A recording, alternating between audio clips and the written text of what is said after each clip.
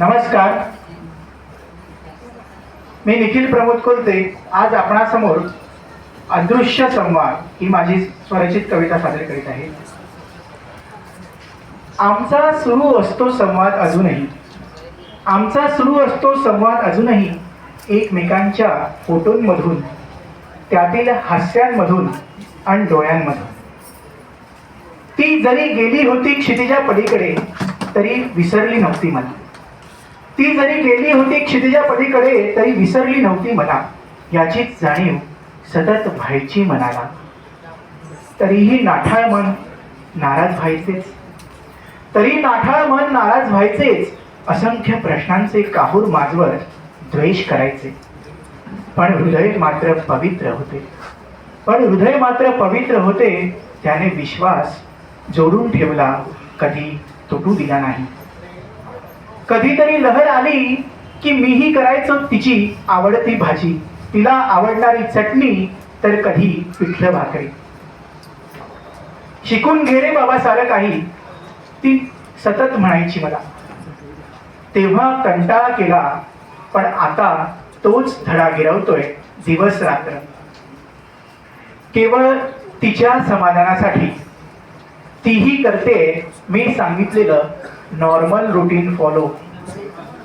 एकमेकांना काही सुचवलं की तेव्हा कटकट वाटायची, पण आता दोघेही एकमेकांचे जुने सल्ले आठवत जगतोय अफाट विश्वाच्या नीरव शांततेत.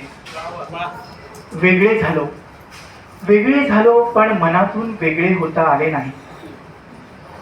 वेगळे झालो, पण मनातून वेगळे होता आले नाही. आजही एकमेकांचा विचार मनात सतत रुंजी घालतो. पूर्वी नयनांना एकमेकांची उणीधुणी दिसायची, आता मात्र सुंदर आठवणींचा एक झोका येतो. आता मात्र सुंदर आठवणींचा एक झोका येतो. घेऊन जातो मनाला एकमेकांच्या खोल विश्वात.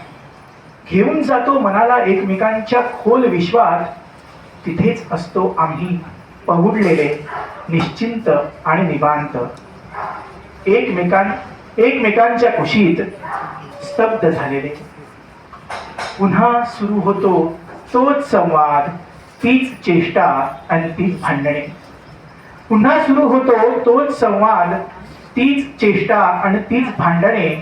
आणि मग प्रेमामृताची बरसात होते, आणि मग प्रेमामृताची बरसात होते, ज्यामध्ये न्हावून निघतो आम्ही प्रत्येक क्षणी. हाच अदृश्य संवाद सतत साथ घालतो पुन्हा एकत्र येण्याची. हाच अदृश्य संवाद सतत साथ घालतो पुन्हा एकत्र येण्याची. मात्र मनात भीती सतत डोकावत राहते काहीशा चुकीच्या संक्रमणांची, काहीशा चुकीच्या संक्रमणांची. धन्यवाद.